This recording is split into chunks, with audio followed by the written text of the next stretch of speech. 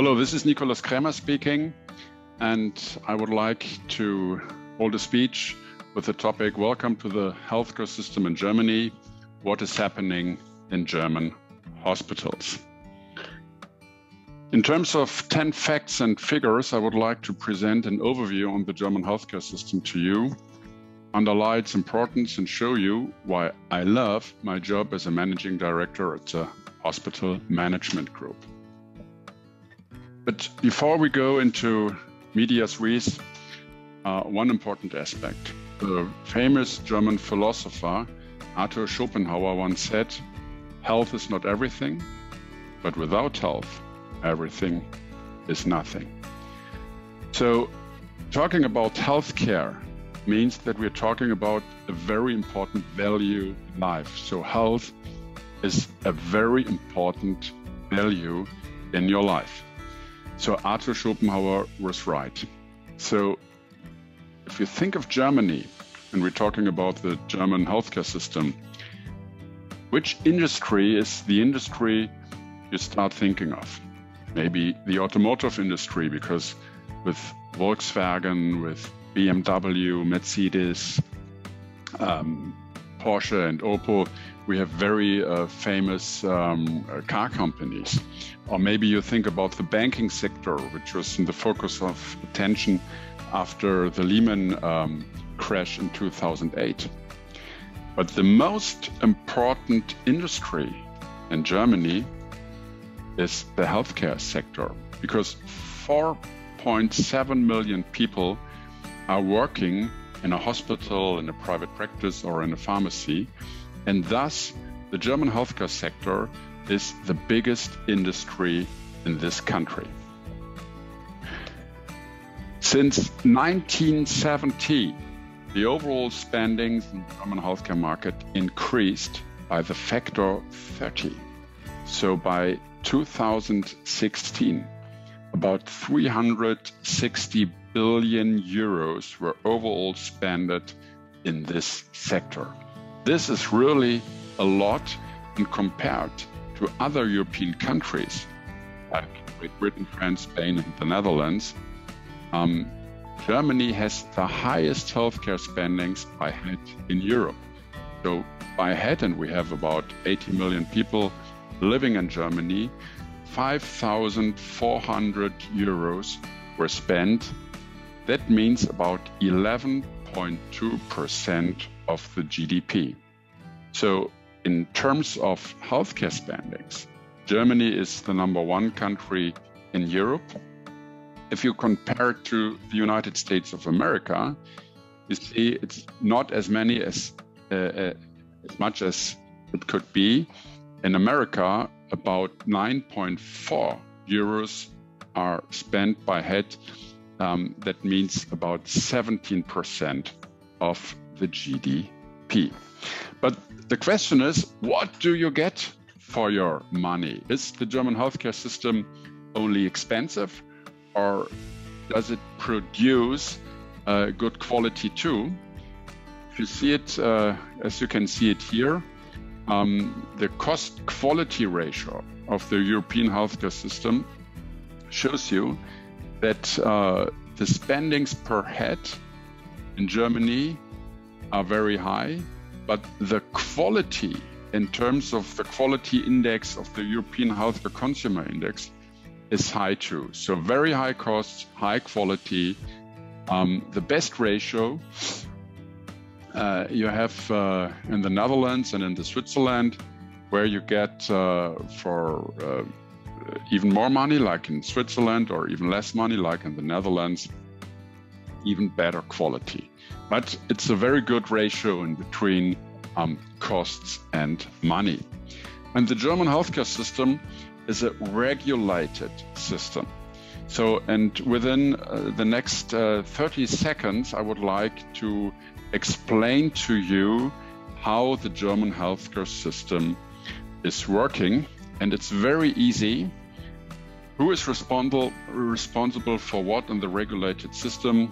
I was just kidding. It's a jungle welcome to the jungle, and it's impossible to explain it to you within only 30 seconds. I just want to give you an impression how complex the German healthcare system is. And since the German healthcare system is regulated in a very high way, you can see that the most important increases of the spendings in the last about 40 years always took place after increases caused by political decisions. For example, the financial crisis in 2008 and 2009, the German reunion in 1990, and the first social liberal government. And don't forget, by today, the second social liberal government were just trusted in the German Bundestag. So we have to wait and to see how the healthcare spendings in Germany will continue within the next 4 years. Since the 1990s, the healthcare spendings increased in Germany, but they didn't increase as much as in other European countries, and not as much as especially in the United States of America. So the increase of spendings was much more moderate than in other big countries. But now we talked about the overall healthcare spendings. So let's now find out where the money is spent exactly. And you can see it here that 70% of the overall spendings were caused by the biggest 5 providers: the dentists, the care companies, the pharmacies, the practices, and with a share of 25% in the hospitals. So the hospitals are the branch that is causing most of the spendings in the German healthcare system. So we have to analyze the German hospital system. And if we ask us why most of the money is spent in hospitals, you have to analyze how many beds per 1,000 inhabitants are there. And until 2017, you had a capacity of 6 hospital beds per 1,000 inhabitants. So this is 3 as many as, for example, in Sweden. And the Sweden healthcare system is known as a very good one too.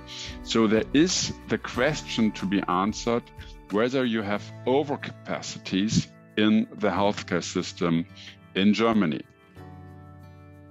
And if you ask yourself the question how the number of hospitals developed within the last years, you have to find out that the number of hospitals is decreasing in a significant way.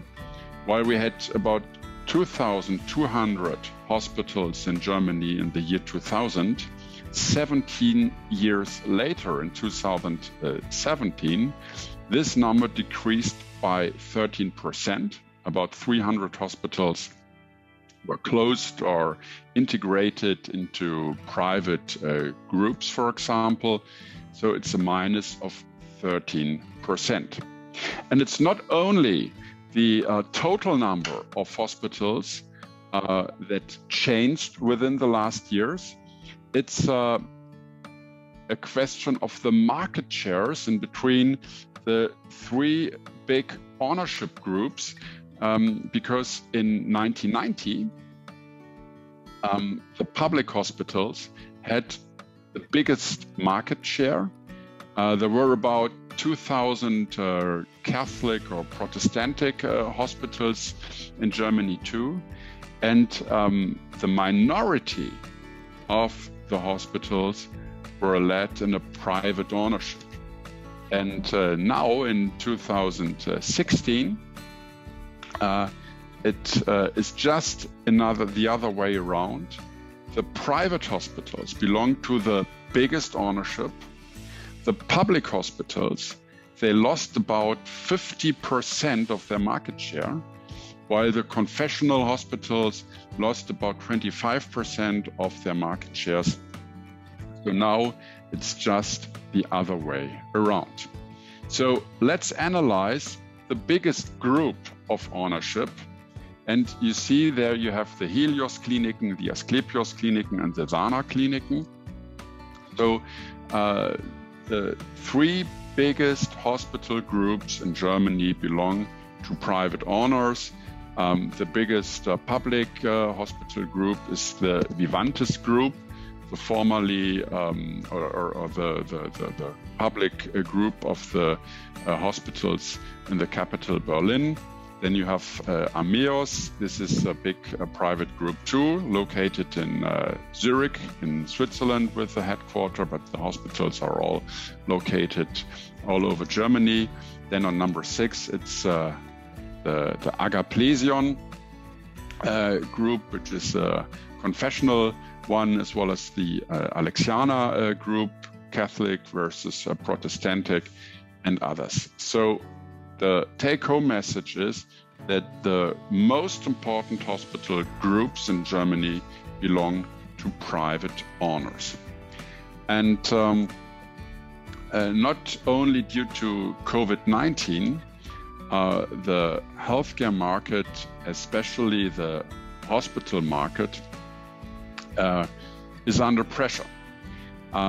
You see that after the introduction of the diagnosis-related groups in 2003 and 2004, some very important numbers changed significantly.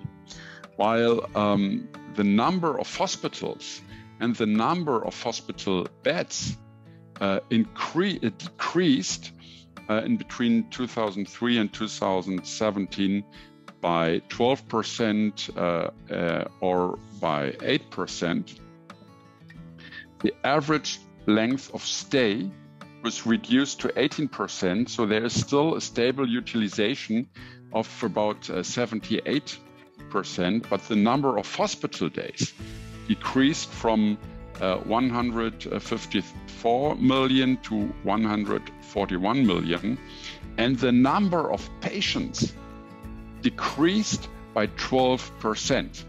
So in 2017, about 20 million Germans were patient in a hospital. So every 4th German was in hospital within a year.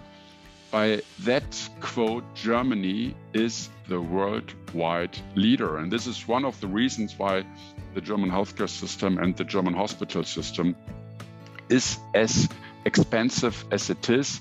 And this is the reason why hospitals are in the focus of the cost explosion debate in the healthcare system. And since the healthcare system is a regulated system, the pressure on the hospitals is getting higher and higher. It's comparable to a waist press. And from every sides and directions and destinations, the pressure is getting higher. So on the one hand, you have the decrease of revenues due to COVID and other legal regulations. You have expensive obligations by the state, such as quality disaggos for bad quality. And it's always the question how quality, good quality as well as bad quality, is measured. But there will be, and this is intended by the state, there will be quality disaggos for bad quality. There is no space for further growth because we have a trend from the inpatient to the outpatient business. And we have less margins in the human resources sectors, such as skill shortage. So there are as many German doctors working in other countries as foreign doctors are working in German hospitals. And in the nursery sector, we have the same problem, that there's a shortage of human resources. And if you look on the most important costs in the profit and loss statement, like the personal cost, the material cost, you see that these numbers are increasing. The number of patients is increasing too, but there are less and less public financing. There's less public financing money for investment, which is dedicated to the state, who is responsible for the investment. So there are, the hospitals have to take their own money to do investments, like, for example, in medical technique, infrastructure, and digitalization. This is very expensive, and they do not have the money, for example, to pay the personal cost. And since the trend is your friend, the financial situation of the hospitals became worse within the last year. And if you believe in the Roland Berger hospital study, in the actual one, only 36% of the hospitals are making profits. Most of them are having losses or have a so-called black zero. So all the trends that I introduced to you led to this development in the financial situations. The costs are increasing, the revenues are stable or even decreasing, and the consequence is that the hospitals they need management, and even more management. So to sum it up, to put it in a nutshell, the German healthcare system produces high quality, but is expensive, and it is regulated by the states. The German hospitals are the most important and the most expensive players in the system. They are in financial trouble and thus need management. And this is the reason why I love my job as a managing director at the Hospital Management Group. Thank you very much for your attention.